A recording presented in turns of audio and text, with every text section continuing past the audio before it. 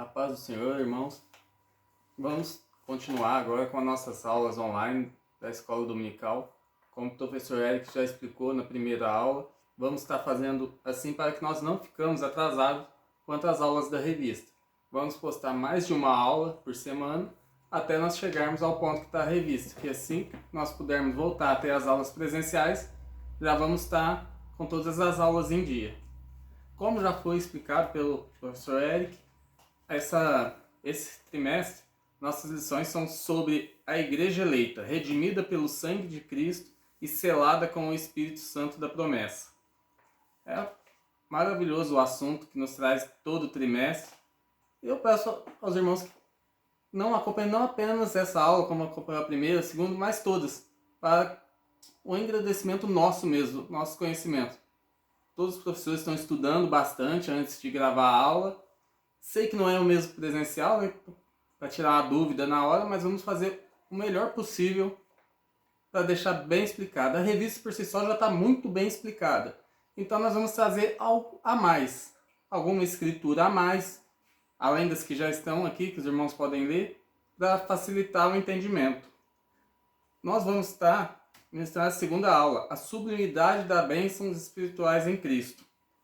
O texto áureo dessa lição está em Efésios 1 e 3. Bendito Deus e Pai nosso Senhor Jesus Cristo, o qual nos abençoou com todas as bênçãos espirituais nos lugares celestiais em Cristo. A verdade prática nos diz: Deus nos elegeu em Cristo antes da fundação do mundo, para que desfrutássemos das bênçãos espirituais. Eu vou deixar a leitura bíblica em classe para os irmãos fazerem aí, que aqui, como a nossa aula online era um pouco mais rápida. E essa parte eu deixo com os irmãos, mas é muito maravilhoso e peço para os irmãos estarem. Até porque o livro de Efésios não é muito grande. Dá para os irmãos ler até ele todo, se dividir durante a semana, um pouquinho cada dia. Vamos ver que tem coisas maravilhosas, irmãos. Aqui, de início, aqui na introdução, o comentarista nos deixa o seguinte: nessa lição vamos abordar a grandeza, a excelência e a perfeição do projeto divino para conceder bênçãos espirituais aos seus escolhidos. Desde a eternidade, aprove Deus executar um plano de restauração e reconciliação com a humanidade caída. Por isso que na carta o apóstolo Paulo se mostra profundamente agradecido pela revelação do mistério que estivera oculto desde todos os tempos e que nos convida a louvar e a glorificar Deus pela sua bondade e misericórdia para com todos os pecadores. Bom, irmãos, como nós vemos aqui, a lição vai girar basicamente em torno disso, em glorificar e louvar a Deus. O porquê nós vamos ver no decorrer da lição, em rápidos subtópicos, o porquê ou a diferença de adorar e louvar. Vamos ter muito assunto interessante aqui. No nosso primeiro subtópico, irmãos, temos aqui a nova posição em Cristo. No passado estávamos perdidos e condenados à morte eterna, mas por sua infinita graça, Deus nos outorgou em Cristo o privilégio da salvação. Bem, como diz aqui, em Romanos 3:23, que aqui a revista nos diz, que estávamos perdidos, porque todos pecaram e destituídos estão da glória de Deus. Romanos 3:23. Então, estávamos todos destituídos. Mas Deus, na sua infinita bondade, sempre nos dá uma saída. Fala, ó, você pecou, você errou, tá aqui a forma de você sair. E no caso aqui nas Escrituras, como já tem algumas no livro, estamos apenas trazendo umas a mais, em próprio Romanos, agora 6:23. Porque o salário do pecado é a morte, mas o dom gratuito de Deus é vida eterna, por Cristo Jesus, nosso Senhor. Então, os irmãos, vejam que aqui, logo na introdução, mostra que nós caímos, a humanidade em si. Porém, já no mesmo livro de Romanos, já nos dá a oportunidade. Deus sempre dá a oportunidade de nós redimirmos dos nossos erros. Aqui, estamos falando da humanidade de uma forma geral. Nós, aqui, número 1, no primeiro subtópico, é a doxologia. Então nós precisamos entender um pouquinho o que é doxologia, porque é uma palavra que não se usa no nosso cotidiano, né? E a gente fica meio... o que é? Doxologia, uma palavra de origem grega, é a junção de duas palavras. Doxa, que significa glória, e logia.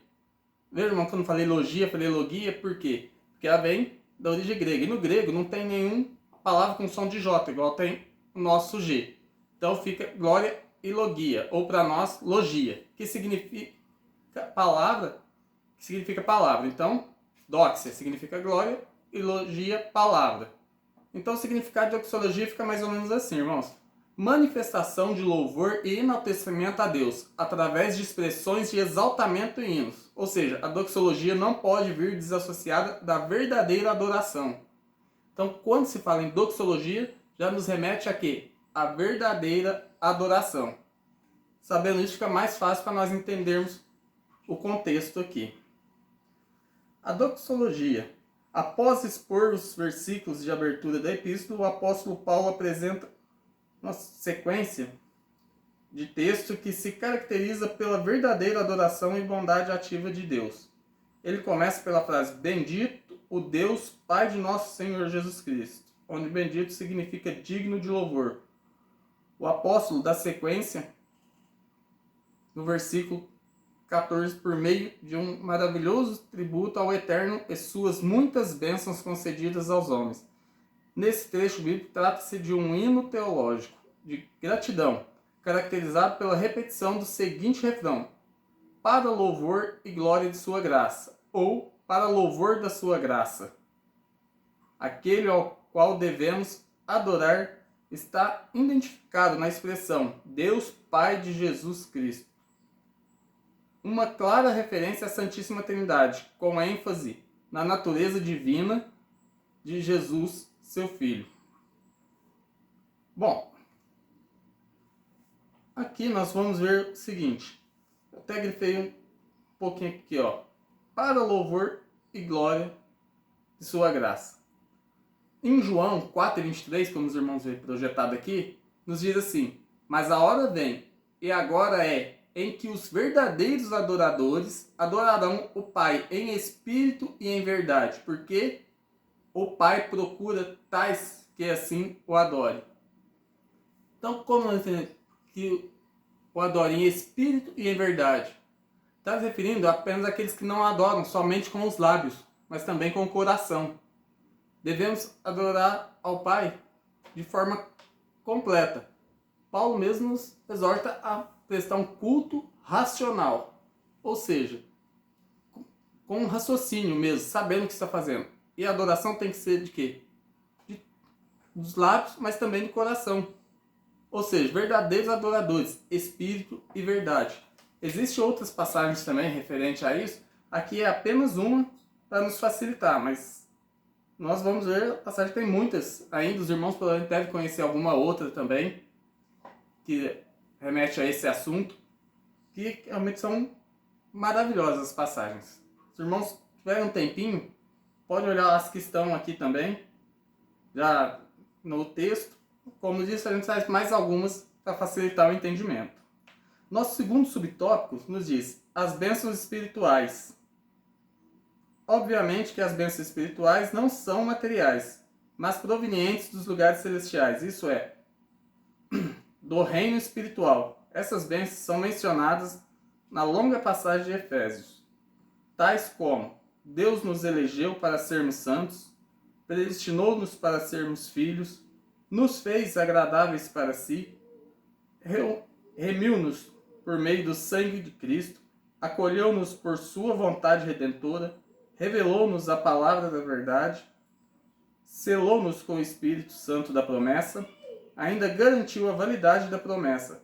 Tais bênçãos provêm de Deus, que planejou a redenção do Filho e que a realizou do Espírito Santo, que garante essas bênçãos, nos conduzem a exclamar como Paulo: bendito seja Deus. Então, irmãos, aqui temos que notar essa diferença entre bênçãos espirituais e bênçãos materiais. Por quê? Bênçãos materiais, aquelas que você toca, ó, Deus te abençoe, você adquiriu uma casa, um carro. é uma bênção material, você pode tocar. Agora, as espirituais são bem maiores. Deus te predestinou a ser salvo por toda a eternidade. Você não pode tocar, porém, ela é imensamente maior do que um carro, uma casa, uma fortuna que você possa receber aqui. E nós temos que fazer isso, nos focar nas bênçãos espirituais, porque hoje em dia nós focamos muito nas bênçãos materiais. Não, eu quero ter isso, quero ter um carro, não é errado. Se Deus abençoar, amém. Mas não podemos perder o foco. O nosso foco nessa terra é a salvação, é irmos morarmos com Deus eternamente. Então, vamos focar em bênçãos espirituais. E nós vamos ver que se nós estivermos no caminho de Deus, nós nem precisamos correr atrás dessas bênçãos. No decorrer da lição, isso vai ficar mais claro, irmãos. Aqui, nós temos aqui, o terceiro subtópico, a nova condição. A expressão em Cristo significa que somos abençoados com toda a bênção espiritual, a partir de sua pessoa e obra realizada no Calvário. Relaciona-se ainda com a nossa experiência de conversão. Essa nova vida é conferida somente para quem está em Cristo. Isso é, o oposto da antiga vida, em Adão, escravizada pelo pecado. Desse modo, não andamos mais em trevas, mas como os filhos da luz. Portanto, nossa nova posição é caracterizada pela salvação em Cristo. E por isso, desfrutamos de todos os benefícios advindos dessa redenção. Como eu disse aos irmãos, temos que ter uma atenção especial. Que eu disse no início da aula que tinha a diferença entre louvor e adoração. Como eu projetei aqui para os irmãos verem, para nós facilitar nosso entendimento, louvor, nós louvamos a Deus pelo que Ele fez. Como eu disse aos irmãos, uma casa que o irmão conseguiu comprar, um carro, um livramento de um perigo, nós louvamos a Deus por isso. Agora, adoração, nós adoramos a Deus pelo que Ele é. Porque mesmo se você não receber a bênção de ter uma casa, de ter um carro novo, devemos adorar a Deus. Por quê? Vindo isso ou não, Deus, é o Criador, é o Todo Soberano, é o dono de todo o universo e de todas as coisas. E isso é digno de adoração. Então tenhamos na nossa mente isso gravado. Louvamos a Deus pelo que Ele faz, mas adoramos a Deus pelo que Ele é. E Ele é. Você vai ver que em lugar nenhum você vai ver Deus foi, Deus será. Esse detalhe de tempo só existe para nós que estamos aqui em carne humana. Deus transcende totalmente isso. Deus não foi, Deus não será. Deus é. Ele é no passado, Ele é no presente, Ele é no futuro, porque Ele já está lá. Então, tendo isso em mente, fica fácil para a gente entender isso. Que louvamos a Deus pelo que faz e adoramos pelo que Ele é. Então, irmãos, aqui, rapidamente, nós já vamos logo chegar ao segundo subtópico. Antes disso, só quero colocar mais uma decisão aqui para os irmãos, que eu disse que nós estivermos no caminho de Deus, nós não precisamos correr atrás das bênçãos. Deuteronômio 28:2 nos diz assim: e todas as bênçãos virão sobre ti, e te alcançarão, quando ouvires a voz do Senhor teu Deus. Veja aqui que não diz você correrá atrás das bênçãos, diz que as bênçãos virão sobre ti. Ou seja, está no caminho, você está ouvindo a voz de Deus, está seguindo, porque, mano, automaticamente as bênçãos virão sobre você. Isso é fato, não tem como ser diferente.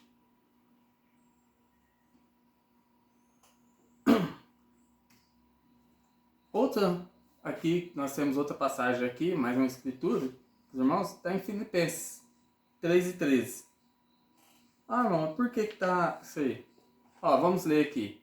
Irmãos, quanto a mim, não julgo que o haja alcançado, mas uma coisa faço, é que esquecendo-me das coisas que atrás ficam e avançando para as que estão diante de mim. No que quer dizer isso daqui, irmãos? Como nós lemos aqui, realizado na cruz do Calvário, relaciona-se ainda com a nossa experiência de conversão. Deus não está olhando a nossa vida antes da conversão, antes de aceitarmos. Nós olhamos, às vezes, para lembrar de onde nós fomos tirados. Porém, devemos focar à frente, o que está à nossa frente. Os irmãos já devem ter visto algum pregador utilizando isso como método para ilustrar. É como se você estivesse num carro. Você já percebeu o tamanhozinho que é o retrovisor? Desse tamanhozinho. Enquanto o para-brisa do carro é imenso, né?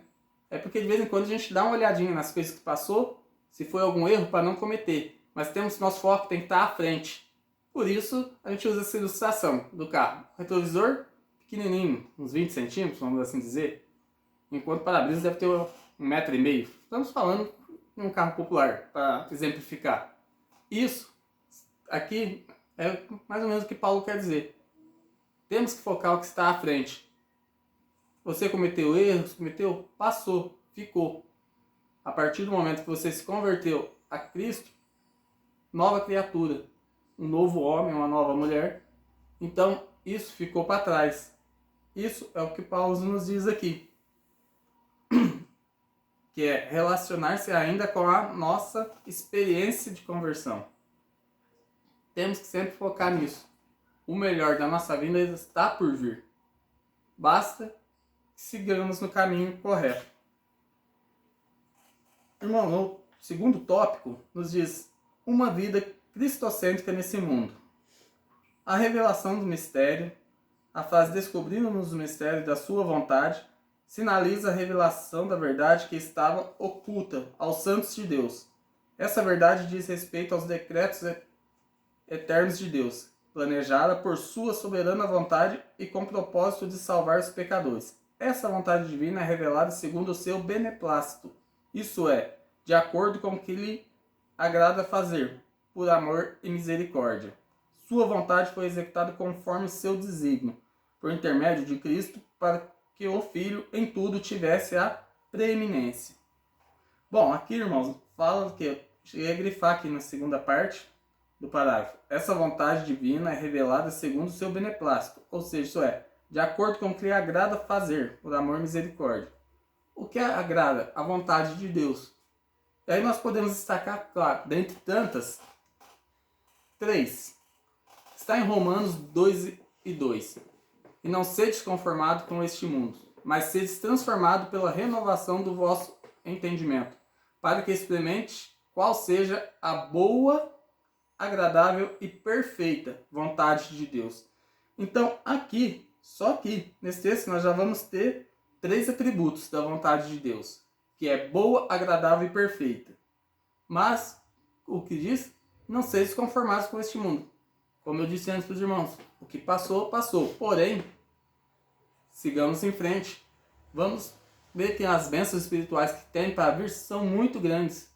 Ah, irmão, já recebi todas as minhas bênçãos. Não, de maneira alguma. As maiores ainda estão por vir.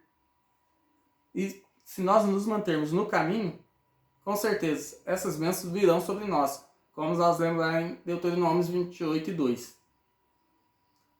Como foi falado, temos que focar no melhor de Deus para a nossa vida. E o melhor ainda está por vir, que são as bênçãos espirituais. Temos bênçãos materiais muito boas, sim.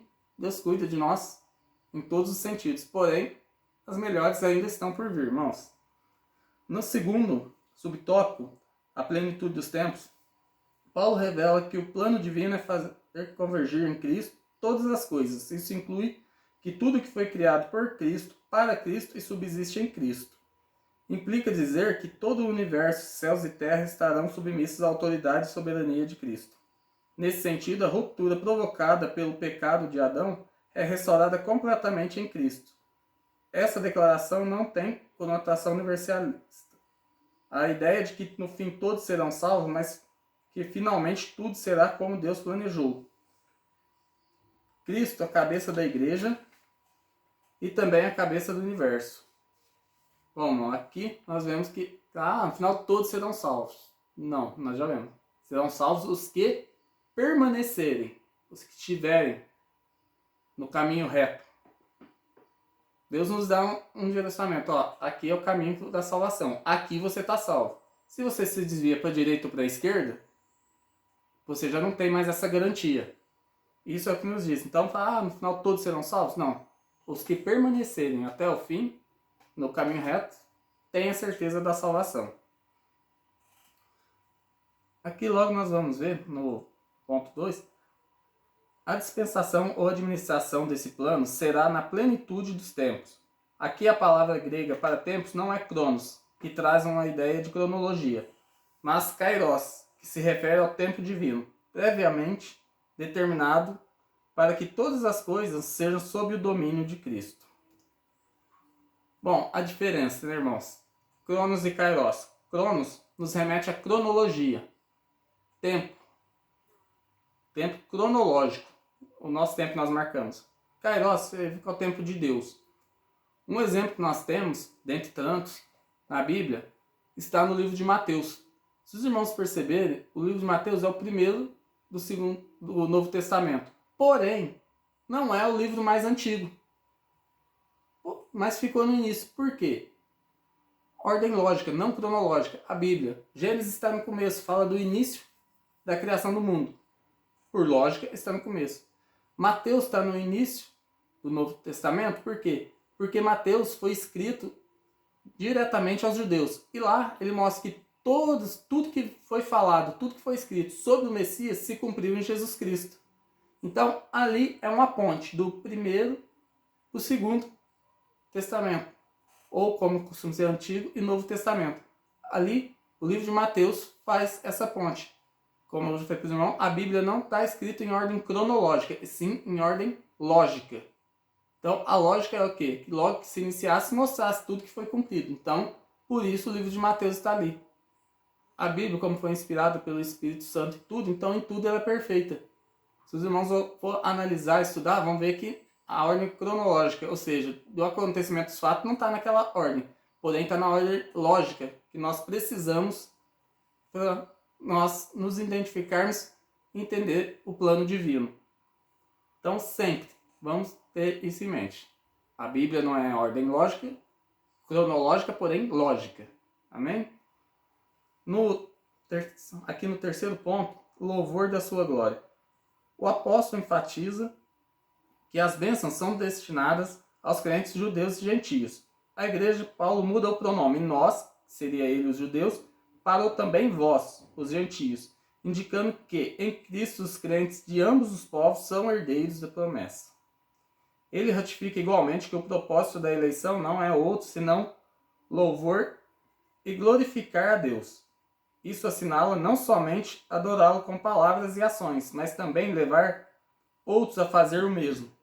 Por conseguinte, tudo o que somos, fazemos ou possuímos vem de Deus, pois começa na sua vontade e culmina na sua glória. Amém. Ou seja, irmão, aqui não tem que os únicos povos que serão salvos serão os judeus. Não. Aqui será o povo de Deus. Como Paulo aqui muda do pronome aqui, ele já coloca o quê? De nós para vós. Ele coloca tudo ali. Tanto judeus quanto gentios. Desde que aceite o sacrifício na cruz do Calvário. Aceite o batismo. Seja uma nova criatura, como está em Marcos, se eu não me engano, 16 e 15. Lá nos tem essa indicação.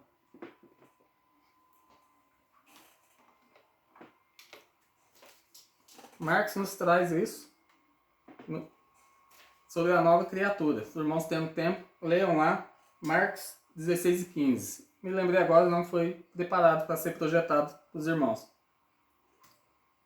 Outra que no escritura que nos fala aqui, está em Efésios 2 e 14. Porque ele é a nossa paz, o qual de ambos os povos fez um, e derrubando a parede de separação que estava no meio. Ou seja, de ambos os povos, ele fez um.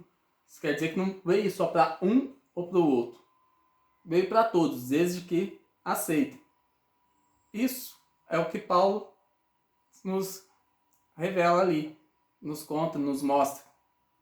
Para que saibamos que, como ele diz, vós também, ou seja, não só ele e os judeus, todos que aceitem a Cristo têm essa oportunidade de salvação. Irmãos, o terceiro tópico, na verdade, aqui, o Espírito Santo, penhor da nossa herança. Aqui, o Espírito Santo desempenha um importante papel no plano de salvação idealizado por Deus Pai. Nosso primeiro subtópico, o selo do Espírito Santo. Aquele que ouve a palavra de Deus, o evangelho da salvação, e que por meio da fé se rende a Cristo, recebe o selo do Espírito Santo no momento da conversão. Nos tempos bíblicos, o selo era usado como sinal de propriedade e posse pessoal. Ao conceder o Espírito Santo ao crente, Deus identifica que pertence a Cristo, pois o Espírito testifica daqueles que são filhos de Deus. O maligno não lhes toca. Assim, a terceira pessoa da Santíssima Trindade tem o papel fundamental de regenerar, purificar e santificar o pecador. Ele é quem convence o ser humano do pecado, da justiça e do juízo. E também produz no crente o verdadeiro relacionamento com Deus, por meio do fruto do Espírito. Bom, irmãos, aqui nós vemos, ó, ele tem o papel de purificar e santificar, regenerar, purificar e santificar. Daí, né, a menção ao seu nome, Espírito Santo. Nós não somos santos, nós vamos nos santificando a cada dia. Como? Através do Espírito Santo. Por isso, a necessidade de receber o selo do Espírito. Eu peço que não confundem receber o selo do Espírito com batismo com o Espírito Santo. Batismo com o Espírito Santo já é outra coisa. Futuramente podemos estar tratando sobre esse assunto, estando mencionado em alguma das aulas. Mas aqui fala sobre o selo do Espírito. Como se diz, nos tempos antigos é algo de propriedade. Na época do descobrimento do Brasil, por exemplo, existia o selo real. E se eu não me engano, tinha aqui uma sigla que se punha PR, significava para o rei. A partir do momento que eles selavam ali, aquela propriedade pertencia ao rei e ninguém podia tocar, podia fazer nada. Nos nossos tempos, hoje, não existe mais isso, pelo menos aqui no Brasil, que não tem monarquia. Porém, aqui, referindo ao texto, é o selo do Espírito Santo. Quando você recebe o selo do Espírito Santo, quer dizer que o maligno não pode te tocar, você pertence a Cristo. Tanto que nós vemos na Bíblia que fala, o inimigo está de redor, bramando como um leão. Porém, ele não pode te tocar. Por quê? Porque você recebeu o selo do Espírito Santo. E isso é muito importante. Isso depende de nós nos mantermos, mais uma vez, nos mantermos no caminho, nos mantermos fiel. Segundo subtópico, aqui nos traz o penhor da nossa herança. O penhor da nossa herança, o termo grego, arrobon, pode ser traduzido como depósito, penhor, garantia ou ainda primeira parcela. A palavra tem origem semítica e era usada nas transações comerciais para assegurar o preço ou garantir o pagamento de algo.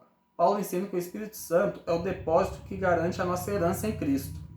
Tudo isso significa que aquele que tem o selo do Espírito Santo tem a salvação garantida. Isso não quer dizer que o crente está salvo para sempre. Viu só, irmãos, aqui mais uma vez nos traz isso. Independente de sua conduta, mas que a redenção está validada aos eleitos em Cristo que permanecerem fiéis. Isso nós vemos em Mateus 24:13, irmãos. Então, aqui, mais uma vez, vem nos ratificar isso. Nós estamos salvos, mas se nos mantermos fiéis. Não existe aquilo lá, não, uma vez salvo, sempre salvo. Agora eu já me batizei, agora eu posso sair, posso ir, posso aprontar o que for, porque agora eu estou salvo. Não. Aqui nos fica bem claro que salvos os que permanecerem fiéis. Às vezes nós vivemos tempos tribulosos, difíceis, porém, temos que manter a nossa fé, manter o nosso caminho, mantermos fiéis.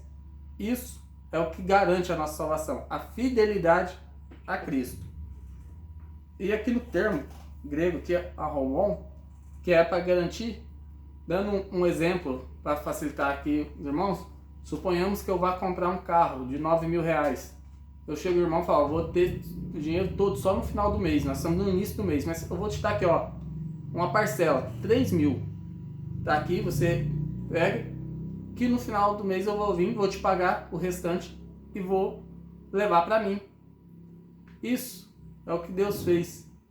Quando Jesus morreu por nós na cruz do Calvário, ele ainda nos disse, e eu vos darei o Consolador. O Espírito Santo veio como essa parcela. Ó, tá aqui. A primeira parcela. Não mais o inimigo das nossas almas pode tocar, pode arrebatar. Por quê? Já foi pago. Já está lá, o selo está aqui, garantido. Como nós falamos aqui, foi o penhor. É usado como o quê? Depósito, penhor, garantia ou ainda primeira parcela. Nós, pela nossa alma, Jesus já pagou a parcela. Falou, tá lá. Não pode mais. Depende de nós aceitarmos. Aqui nós vemos em João 1:12. Mas todos os quantos o receberam, deu-lhes o poder de serem feitos filhos de Deus, aos que creem em seu nome. Nós temos que ter isso em mente. Já foi paga a primeira parcela. A garantia disso, a garantia que Jesus nos deu, é o Espírito Santo. É a primeira parcela. Ou, como nós podemos entender, a primeira parcela da Santíssima Trindade. Receberemos duas e seremos já salvos, levados. Mais uma escritura que nos deixa isso, claro, está em João 14, 1 e 2. Não se turbe o vosso coração. Credes em Deus. Crede também em mim. Na casa de meu pai há muitas moradas. Se não fosse assim, eu vou-lhe teria dito, vou-lhes preparar lugar. E quando eu for e vos preparar lugar, virei outra vez e vos levarei para mim mesmo, para que onde eu estiver, estejais vós também. Maravilhoso, né, irmãos? Está aqui a certeza que já pagou a primeira parcela e nos deixou. Então, vamos ficar com essa primeira parte aqui, ó. Não se turbe o vosso coração. Credes em Deus. Sei que às vezes, pelo motivo igual nós estamos tendo agora, essa pandemia, não podemos ter nossas aulas presenciais, mas fique com essa escritura, irmãos. Não se turbe o vosso coração. Credes em Deus. Porque Deus sempre será a nossa porta, o nosso refúgio. Nossa salvação não vem do governo municipal, do governo estadual, do governo federal, de lugar nenhum. Nossa garantia está em Deus, o Eterno. E sempre foi e sempre será nossa eterna garantia. Através do sacrifício do seu Filho Jesus Cristo e do Espírito Santo, o qual é o Consolador que nos acompanha para que possamos firmes resistir a todas as tentações e mantermos fiéis ao caminho. Amém? Que Deus abençoe a todos. Logo, logo já estamos postando mais uma aula. E como eu disse aos irmãos, vamos postar mais de uma aula durante a semana até nós ficarmos de acordo com a revista. E assim que nós estivermos de acordo, com a graça de Deus, já teremos voltando às nossas aulas presenciais. Amém? Que Deus abençoe a todos, irmãos.